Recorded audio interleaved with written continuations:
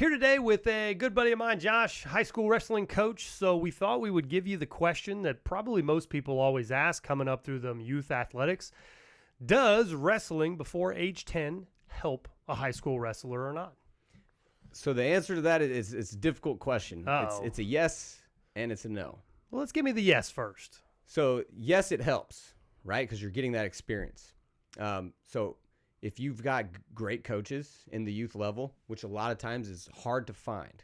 Sure. I mean, I grew up in athletics my whole life, and it's the same thing. You know, right. With the baseball category for me, kind of just depends if you had quality help or not. Yeah. So if you're brought up and developed in the right way, you're going to be an outstanding wrestler. And I will say most wrestlers who are good in high school right now started when they were 10 or younger. Is burnout a big thing with wrestling or not so much? You see it. So I've had many athletes who came through a youth program, worked their way up to the high school level, and they just kind of plateau when they get to high school. And you see that a lot. But that's just, you know. Is it because of skill level, you think? They're just not progressing anymore, or they're just kind of over the grind of it? I think for the most part, they're just over the grind. Where they're like, I've been doing this my whole life. I can't get any better. I keep losing these matches. They kind of lose the mindset. So, yes, it helps starting before, but if you lose the competitive mindset, then it doesn't matter. If you peak too early, if you win all the matches when you're young and then it starts becoming more challenging, maybe you're not quite as skilled, and then all of a sudden you don't have that dirty dog mentality that's going to get it done, you're kind of running into those issues with those guys. But for the most part, you're going to find more success if you start age 10 or lower. So what's the downside? What's the bad effects of starting too young? So the no would be you get bad coaching or you fall into bad habits. You hear that a lot in the high school room. It's like, I just can't get him to break this habit. He does that all the time. What would be an example? So, for example, I've had a kid who is stuck on this one move. He's stuck on his double leg. If he doesn't get his double leg, then he's going to lose that match. So if he can't find success with his double, he kind of runs out of technique to do because he's so confident in that double. But when it gets stopped, he's got nothing else to go to. So if you get stuck in bad habits like that, where you're not really developing as a wrestler, you're just kind of focusing on your strength. Do you think that problem also shows its face in the same mechanism as the other way? Found a ton of success using the double leg at a young age, and then that's almost what's reinforced as he gets older is this one technique is why it all works for me. And then when it doesn't. I mean, look at a guy like Jordan Burroughs, who's Olympic gold medalist, multiple-time world champ. His thing is a double leg. So it works, but not everybody's Jordan Burroughs. Right. You know? So you kind of have to develop your wrestler in the sense of the areas they're going to be in matches. So we did a podcast earlier. We talked about certain positions that you need to be drilling. So if you get stuck in bad habits of just, you're kind of in high school rooms, you see it a lot where you get a group of guys over here and they're supposed to be working on this technique, but they're not really working on that technique. Because they've developed these bad habits in the practice room. Well, now that transfers over to when you're wrestling, when you're in a live match.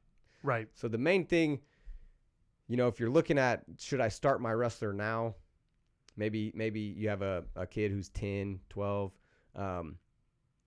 Yes, absolutely. I would say start them now. Are you on the camp that says, athletes should be playing multiple sports, learning their athletic abilities in multiple ways? Or do you find that translates much to wrestling? Oh, I mean, like I said before, the competitive mindset gets lost. So anything you're doing to develop that competitive mindset, how do you deal with losses?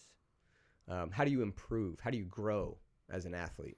All those sports are going to help you. And you're going to have different coaches that have different mindsets, and you're going to learn from them. So, yeah, absolutely. Start them young and have them play all kinds of sports. I've never really seen a downside of starting athletes young. The problem that I've always found is it seems like there's just so much money wrapped up in everything from a coach's standpoint. Right. I'm running this league because I get paid a little bit of money. We're going to do this camp because, we're all going to go do this tournament. We'll do this tournament. We'll do this tournament. And it just turns out to be so much for the kids that as well as I do that just because you're in competitions all the time doesn't mean you're getting any better. In the game of baseball, you go out there and you have 7 games in a weekend. You think anybody's really trying to work on their fundamentals of hitting getting in any time period No. during that. Sunday afternoon, 3 in the afternoon, 106 degrees outside. You know what I mean? Sometimes it seems as though it's getting to be a little much, but I've got a big background in like not getting great coaching at super young ages where you do develop terrible habits. I mean, I've said before, and probably too many times on this podcast, I was always recommended to change arm angles at a really young age.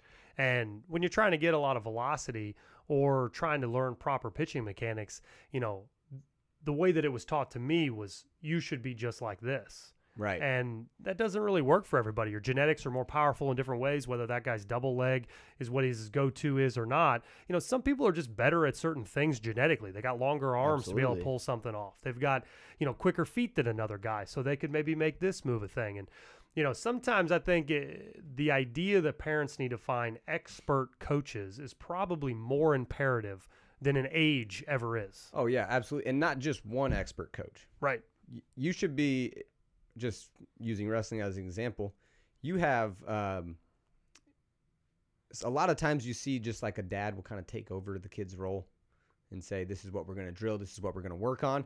And they don't expand on all the knowledge that's out there in wrestling world. So take your kids to camps. Let them interact with other coaches. You know, do private lessons. Set up some private lessons with the high schooler. Help a high school kid out a little. You know, say, hey, you know, you're pretty good. Maybe he has some accolades, state medals, all that kind of stuff. Take your kid to him. And just have him work. Pay with him a little bit of money on the side, like a little training session. Even if it's for one night, you're just getting your kid exposed to the magnitude of different styles and different techniques that are out there. And that's the best thing you can do. The ego crusher is like, it can either crush an athlete or build them up to be better than they ever were. You know, that's the one thing that I think the blend with the select leagues, the advanced level stuff, it kind of just depends on which way you go with it. If you're playing up too far, all of a sudden you lose all your confidence. You lose the ability to be more competitive. In turn, if you see that there's some other people out there, they're a little better than you, and you're a bit competitive, you figure it out real quick. Right. What do I got to do to get better? How much more can I train? We need to find a better coach. Mm-hmm. We're not learning any of these new techniques. You know, it's kind of the yes and. Yes, start young. Yes, find more training. Yes, find more training. You know what I mean? Right. Or the yes, but don't do this. Yeah. Don't overwork your athletes. That's probably the number one cause of burnout. Just getting overworked and them not being able to know how to deal with. This is a lot. Information overload. Right. Organized sports is, I feel like, wouldn't it be better if youth athletics was, you know, if you wanted to play in this thing, you're only allotted 2 nights a week. If you want to play in 2 different leagues or something like that, I don't know that wouldn't be a better opportunity, because then you're exposed to more coaching. Right. You're exposed to more competition. But just loading up someone's schedule, I've had a conversation with a buddy that he was working at one of those pitching clinics, and the teams that would work out of there, they had 6 nights a week for 12-year-olds.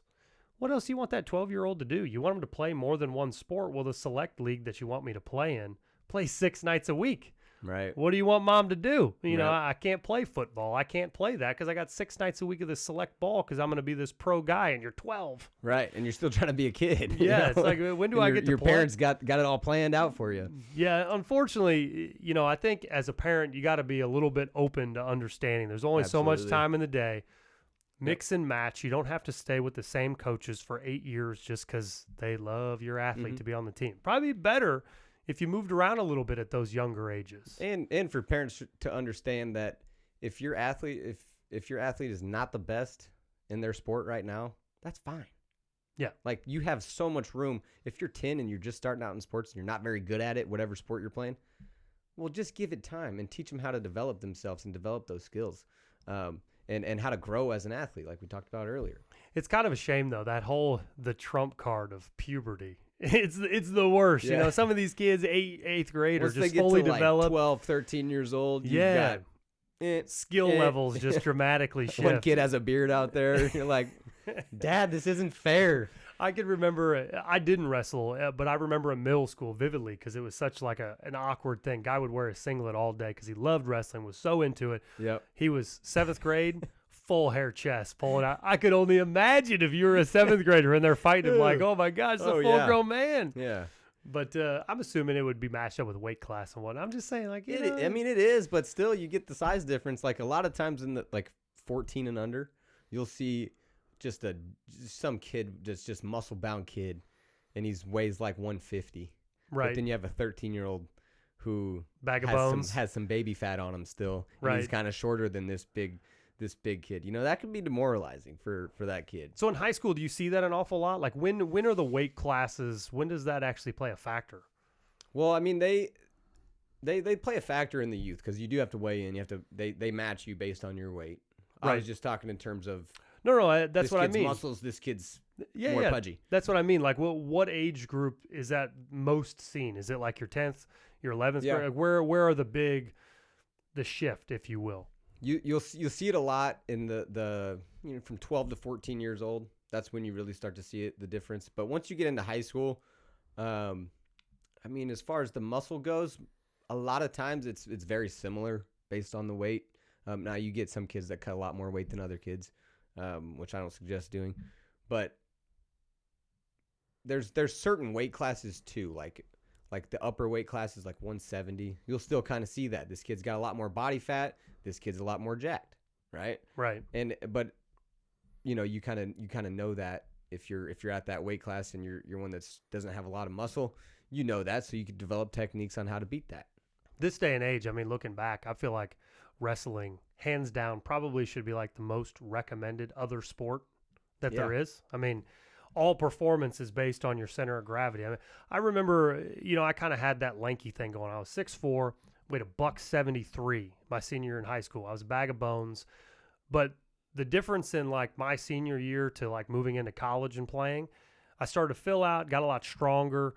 We were doing tons of weight training and things. So I kind of got that center of gravity and like more mass a little bit later on. But once you get your center and you can move people and you know what I mean? Like there's a difference in like true core strength and just lifting some weights. And looking back in hindsight, I can't think of a better recommendation for a young athlete to develop their center than wrestling. Yeah, I mean, you're learning leverage. Yeah. Basically. I mean, wrestling, in the grand scheme of things, there's all this stuff, but you're just learning push, pull, and the leverage behind it. Yeah. And how to maintain your balance during all that push-pull going on. Right. Yeah, it's unfortunate that it's the same time as basketball in high school because a lot of people, they want to play basketball and there's a lot of different levels of it. You've got your freshmen, your JVs, so there's a whole lot of athletes that are going to be doing that instead. But I don't know. I would have been interested to see how my body could have been in hindsight, looking back, going through and learning those types of things at a much younger age rather than being lanky for so long. You know what I mean? Absolutely.